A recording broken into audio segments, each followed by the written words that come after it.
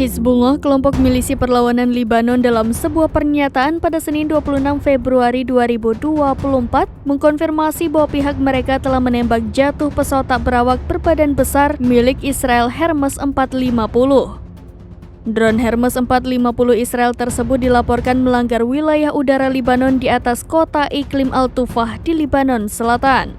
Hizbullah mengatakan menjatuhkan drone menggunakan rudal permukaan ke udara. Pernyataan ini membantah apa yang beredar di media Israel. Hizbullah mengatakan dalam pernyataannya kalau jatuhnya pesawat tak berawak Israel bahkan dapat dilihat dengan mata telanjang.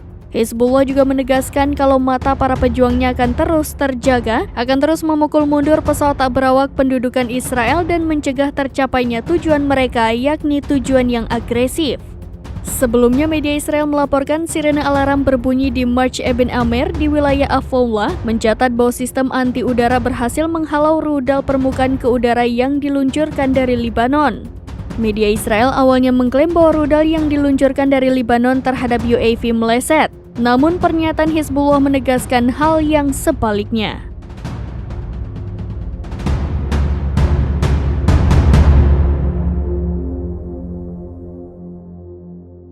Download Tribun X sekarang, menghadirkan lokal menjadi Indonesia.